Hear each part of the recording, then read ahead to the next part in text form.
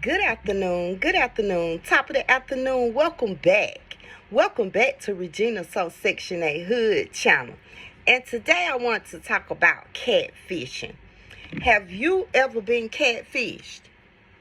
Let's have a little story time. I'm going to tell you about the time that I got catfished. I met this guy on Facebook. Child, I can't even remember his name. But anyway, I met this guy on Facebook, and we had been talking for maybe about 6 months or so, back and forth. We used to talk, verbally at first on Facebook, without seeing each other. We end up giving each other our telephone numbers, and he made the first call. So when I first started talking to him, he used to talk about the Lord all the time, which was a good thing because most of the relationship that I have been in, I haven't had anyone that was really interested or talked about God or even incorporated God into their life. So when I met this dude right here, he talked about God, and how he was very much interested and involved in the church. Okay, so cool. You know what I'm saying? He was a handsome guy, but that's what attracted me to him. Him very much being involved with the Lord and the church and everything that they were doing in the church. He used to sing a lot, and during our conversations he used to say stuff like hallelujah, thank you Jesus, which is something that I wasn't used to at first, with talking to a man, trying to start a relationship or whatever. So months went by, and I was talking about where I lived, in Adamsville. So he mentioned that he had family that lived in Adamsville. His brother was married, and his brother had children and stuff, in which they stayed a couple of streets away from where I lived at the time. So, me with my crazy ass, one day I go down there. I just want to make sure he was who he say he was. You know what I'm saying? So I go down there, and the wife answered the door, and we had maybe like a 3 to 5 minute conversation, and she told me that was her brother-in-law. He did live in Texas, and I showed her a picture of him on my phone, and she said, yeah, that's him. So I was like, okay, cool. You know what I'm saying? So after 6 months or so of us talking, no, after a couple of months of us talking, we started doing FaceTiming, but it was called something else because we both had Android phones. So you had to download a certain app, and once you download the app, you can talk to each other, like call each other FaceTime or whatever, but it wasn't called FaceTime. So we started doing that. Then a lot of pictures from his Facebook start popping up, pictures of himself, which was fine. I went down his Facebook page. I didn't notice anything wrong. He didn't have children. I couldn't see that he was dating anyone at the time, But anyway, as we talked, he consistently talked about being in the studio making gospel tracks, gospel music. He said that was his lifestyle. That's something that he did. Church, and in the studio making gospel music. That was his daily things that he did. So he told me that he worked in the church as well. So that let me know if he worked, he was getting some kind of income. Okay, boom. I had been talking to him. Keep in mind, I had met his sister-in-law. Whoop-de-whoop-de-whoop-de-whoop. So the day that I met his sister-in-law, he called me maybe 2 days later, upset because I went down there. Asked me why did I go down there. So I told him, I said, I was just making sure you were who you say you were. You can't really trust a lot of people these days because people be playing games. So since we got that all out the way, he was cool and understandable about that. And this what happened, y'all. He asked me to come to Texas. Now, due to me scared of flying, he was going to pay for a ticket, y'all. But due to me being scared of flying, he paid a round trip ticket on the Greyhound. Now, I'm catching the Greyhound to Texas. I had never been to Texas before. My sister, them, they was calling, just to make sure that I was safe. I had packed me a suitcase, and then I had a carry-on bag as well, because I was supposed to be there for the weekend, which was Friday, Saturday, and then I come back Sunday evening. Okay, boom. I get down to the Greyhound bus station. The ticket was bought, for me, but he put the wrong last name on there, in which I do have 2 last names, but I specifically told the motherfucker what name to put on there.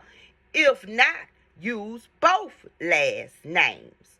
So when I get there, the lady say, well, it don't have this last name. It got this last name. Okay, it has my birth last name, but not my adopted last name, which is the name that's on my driver's license. So that was a red flag in itself, because I called him. Because the lady said, well, just call him and we can, correct everything, as long as he confirmed the information. So I called him and he don't pick up the phone. So I'm saying to myself, I wonder why he wouldn't pick up the phone, because he know I'm coming and shit. You know what I'm saying? He know I'm coming and shit. Like, why wouldn't you pick up the phone? So that was the second red flag now. But I'm still like, ooh, I'm trying to get there. I'm trying to get to Texas with my thirsty ass. So, the lady ended up saying, well, just don't worry about it. I'm just going to let you go on through. So I get the ticket and I proceed to go get on the Greyhound bus. It took a long time to get there, y'all. The Greyhound bus made so many goddamn stops, y'all. Okay. Here come the third red flag, in which I should have got off the bus at the next location and got back on the bus going back to Atlanta. That's what I should have did. I should have went by my first instinct. See, that's why I tell people, when you get that gut feeling that something is wrong, that's your first instinct. Don't do it. It's something wrong, love.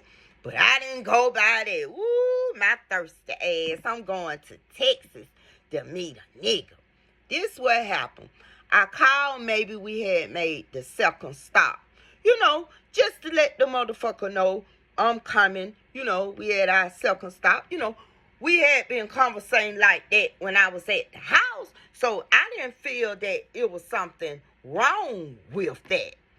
So it was kind of late too. It had to be about, I'm going to say 11, 15, something like that. So he picked up the phone. And so when he picked up the phone, he didn't pick it up like, you on your way? I can't wait for you to get him. He was like, hello, why you calling me this late? what? So I said, why I'm calling you this late? I was calling you to let you know that I'm still on the way. You know, I was just letting you know we made a stop or whatever. And I just decided to give you a call. So he was like, oh yeah, that's fine. Just call me when you get there. He said, I'm less than 8 minutes away. So I was like, okay. So I end up putting my phone on the charger because, they have the little charging stations inside the Greyhound bus. So keep in mind, this motherfucker ain't called now time. He ain't called me now time on my way down now. Okay. We make a couple of more stops. Everybody get out to use the bathroom. I had already packed me a snack bag because everywhere I go, I pack me a snack bag just to avoid spending a lot of money. So we get back on the bus, and bus uncomfortable as a motherfucker, man. I didn't know them seats was like that. But they say when you get on the express Greyhound, it's totally different. It's way more comfortable where you can lean back, lay back like it's a bed and go to sleep. But I was on this motherfucker, so it was uncomfortable. It was like one person sitting next to me with a child and, whatever. So we get down here to the Greyhound station. I called him. He asked me what I had on. So I told him what I had on, right? But when I seen the motherfucker come through the door, I had my little jacket because it be cold on the Greyhound bus. So I had my little jacket, but I didn't have it on. I had it like right here at my shoulder. So when I seen them, he looked it way shorter than he did when I was talking to him and stuff. So I was like, this motherfucker, no, man, this shit, So, I said, let me go to, so he came straight to me, and he gave me a hug and stuff, and he was saying he was glad to see me or whatever.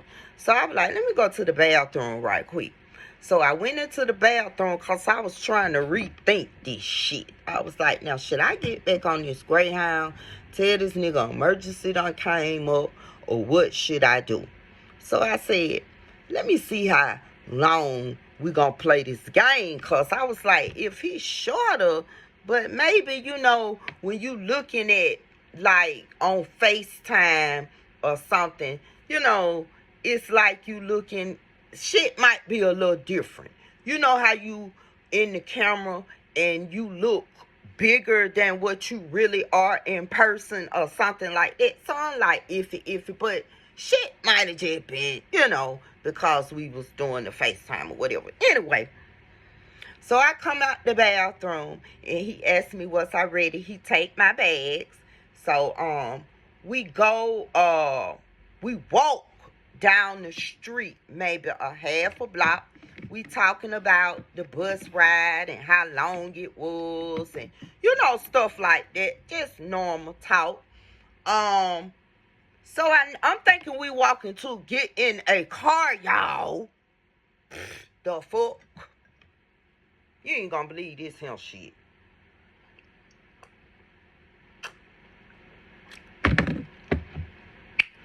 We walk to like a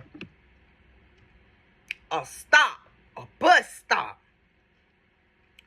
But it's really not a bus stop. It's like a trolley train that they have in Texas. I guess that's what you can call it. You supposed to pay to get on. But it's like a jump on thing. Soon as it stops, you step up, you get on. They close the doors. You supposed to be done purchased like a ticket or something outside of the station before you get on. So he didn't purchase no ticket. I didn't purchase no ticket. I'm new to where I'm at, so I don't know how it go. He jump on there and pulling me by my hand, telling me to get on, so I get on. So I'm like, where are we going? You know, he said, oh, he said, we just going a few blocks down. I said, oh, okay, so I'm thinking I'm going to the nigga crib or whatever, you know, or to an Airbnb or something of that matter, because, you know, I already, like, found out he was who he say he was.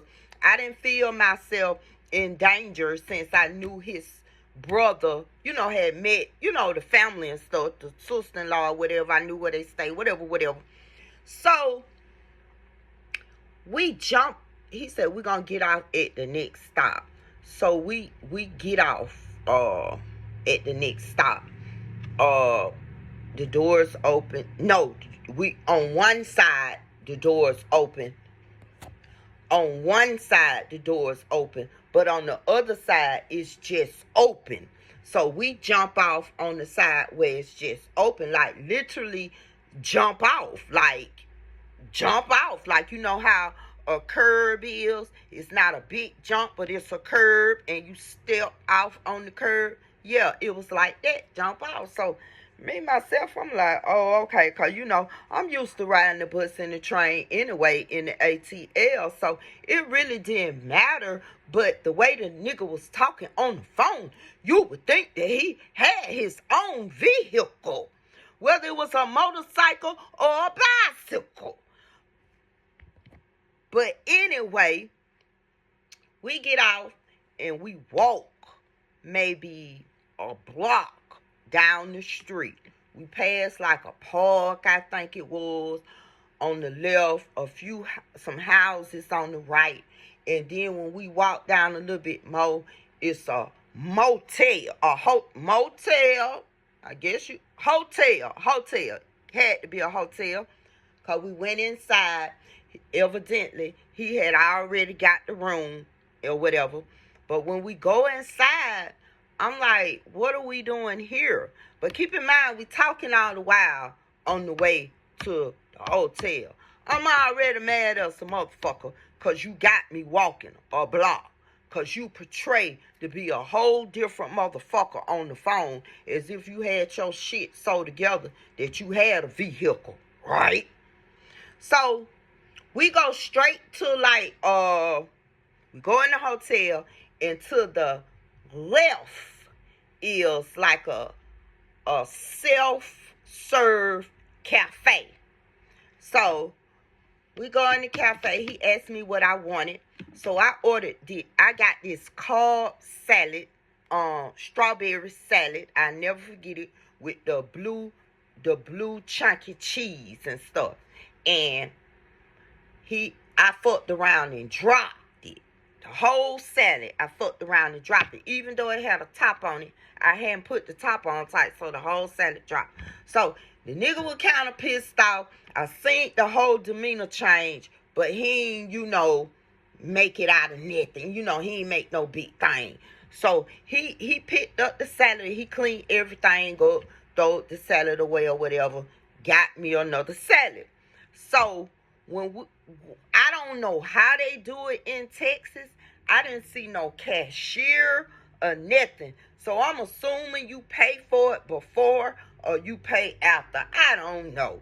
But we get the salad, and then in the hotel they have like this big open area. It has like the reservation desk to the right, and you know it might have shops, like what you call them shops, souvenir shops, you know, clothing, little boutique shops and stuff like that on the left hand side. And it's a big open space, but it's a hotel, and you can see the hotel rooms all around at the top. So we sit, it got nice sofas and chairs and stuff, big flat screen TVs, you know, it's really nice in the lobby area. So we sit in the lobby area and we eat. What this nigga had? This nigga had like some kind of sandwich. The sandwich was cheaper than the salad. The salad was like $13.49, $13.99, something like that. So the sandwich was cheaper. Nigga didn't even spend $30. Because I wanted a bottle of water. I didn't want nothing to drink. So, I'm drinking this good tea, cayenne pepper with some ginger and some lemon and some ginger lemon tea. It is so good, y'all. It's good and hot too. But anyway, so we eating. I sit down on the little sofa, nice little cute sofa with a little table on the side. This motherfucker sit beside me, but he don't sit down on the sofa like human beings sit down. This motherfucker sat on the back of the sofa with his feet on the sofa. So I'm looking around like, like, what are we doing? Like, this a very nice, luxurious hotel. So I didn't even finish my salad because he kind of throwed me off with the actions that he was doing, sitting on the sofa and all this shit. So anyway, he take me up to the hotel room, and I asked him, I said, what we doing at the hotel room? I said, what you got going on? So he said something about the church being there, some kind of performance with the church. So then by that time, I'm like, okay, cool. So he ordered. We sit down, we talk a little bit. He asked me, did I want anything else? Now, keep in mind, we didn't leave the hotel room that day or that night. What the fuck happened was, this motherfucker ordered me some pizza and some wings as if I'm a little child. He leaves the hotel room. Now, this shit. This about, I'm going to say like 7 o'clock and 8 o'clock in the evening. Because it was in the summertime. And in the summertime it get dark after 9. So it's like 8 o'clock in the evening. He leave the hotel room and say he coming back. Because he got to go get whatever he got to get for whatever going on with the church that's going to be at the hotel doing a performance tonight. This motherfucker didn't come back. I end up dressed, everything ready to go, looking good, smelling good. He didn't even come back, y'all. Do you know when this nigga came back? I got up like 4 o'clock in the morning, and I was like, wait a minute. So I'm looking, I find my phone. And I look at the time, and it's like 4:07, 4:11, something like that. So I'm like, what is my? So I called. He ain't answer the phone, y'all.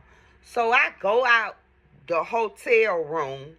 Of course, he had left the key. It was one of them card keys. And I go out the outside the hotel room. You know what I'm saying? And I'm looking around, checking out the scenery and stuff. Because keep in mind, I've been in the room ever since, I damn near been there. So, it's a few people, they getting the breakfast bar together and stuff. For the people that's in the hotel, they eat free breakfast. So, that's really all I see. And I see a couple of Caucasian people. One man, he was reading a newspaper, and the wife had the children, talking to the children or whatever. And that's all I see. I'm like, where the fuck this motherfucker at? I don't know nothing about no Uber, no Lyft, and no cab, and all that shit down there. So it's just like you just fucking abandoned me. So maybe an hour or two later, you come back. I got my shit together. I ain't even really unpacked. You feel what I'm saying? So you come back, nigga. When I tell you, we went bowling, that was it. It wasn't no concert happening, no church concert. When the nigga come back to the hotel, he got on a McDonald's uniform as if he went and worked at McDonald's overnight. You know what I'm saying? We ain't go to like no motherfucking church on that Sunday. This what pissed me the fuck off. All the things that the motherfucker talked about on the phone doing, we didn't do none of that. We didn't go to the studio. You didn't even show, the motherfucker didn't show me around Texas. I guess he thought he was gonna just get some Atlanta coochie.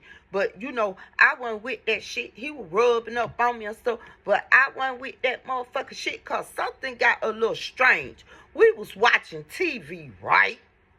So when I'm talking to you on the phone, a lot of times when it be at nighttime, I have my TV on.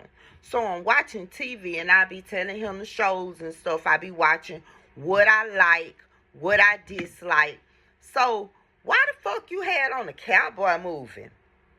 Why the fuck you had some bullshit on?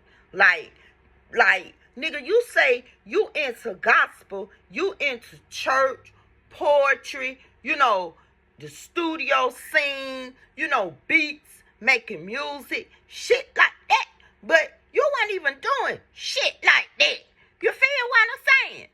So that motherfucking shit drove me the fuck out, man. To a point where I told that motherfucker, I said, I'm ready to go. My shit was already motherfucking packed. You feel what I'm saying? So, he called the Uber, cab, Lyft, whatever it was. I'm thinking it was a cab, but in different states, they don't have the signs on the cabs and stuff. So it might have been an Uber. I don't know. But he paid for it. And remember, I already had a round trip. So let me tell you how shit was just so fucked up. Now, that was a fucked up situation. It already took me long enough to get down there. I get down there and the motherfucker ain't what he is. You feel what I'm saying? Motherfucker, this how I feel like I got catfish, y'all. That was part of the catfish. The motherfucker one who he say he was. The shit he say he was doing, he wasn't doing that shit for real. The motherfucker was working at McDonald's overnight, which is cool. I don't give a fuck where you work at, nigga. Cause down there in Texas, they make $20-some an hour as a cashier working at McDonald's. You feel what I'm saying? So if you're working overnight, you're probably making even more. So I don't give a fuck about where a motherfucker work as long as you working and got some steady income coming in. And when that's involved, you know, you can still make shit happen no matter if you got a low income or a high income. So I didn't give a damn about that. But the nigga should have just been honest about that. You feel me? That was catfish all around. And then when I get back to the Greyhound station, I think the bus left in about, I got there right on time. The bus left in about 18 minutes or something like that. Once again, we doing more stops going back to Atlanta than we did when I was going to Texas. It like, ooh, child, the shit got on my nerves so bad. Because we had to keep stopping. And then one time we stopped. And, you know, everybody got off to go to the bathroom and get something to snack on or whatever. And like I said, I still had my snacks loaf. But I did have to use the bathroom. Because I like to drink water and shit. So, we used the bathroom. About 8 or 10 people missed the bus. We standing there. And the bus already done pulled off. It wasn't even time for the bus to pull off, y'all. So we had, now you know 8 to 10 people standing there. Something wasn't right. The bus pulled out most sooner than it's supposed to have pulled out. So we had to wait for another motherfucking bus to pull up within 3 hours, y'all. So we at this train station. Bus station, I meant. Well, I don't know nothing about. Luckily, I met this lady. She was going a stop before you get to Atlanta. So we kind of clicked up just to be safe with each other. Cause 3 hours, man, that junk pissed me off. So by this time, the nigga gonna call. Keep in mind, I told y'all he didn't call the whole ride that I was going down to Texas. He gonna call, so I tell him what the situation was. So he started the sympathy shit. Oh, I'm so sorry that happened to you. Woo. I just ended up hanging up on the nigga after I told him, nigga, you weren't what you say you was. You ain't really about who you say you was about. You ain't got no money for real. You could have been honest. I just went on and told him because at this point, I'm pissed the fuck off. So I hung up the phone. He didn't never call back. He called back by the time I made it to the house. When I made it, my daughter came and picked me up from the Greyhound station. When she dropped me off at the house, my sister was there. And I was unpacking my shit, and I was telling my sister about it, And she was like, you packed this stuff, and you didn't get to wear this nice stuff. I had packed some cute little nice outfits to wear out, for different occasions, whatever we might do. I was ready for it. All black dress.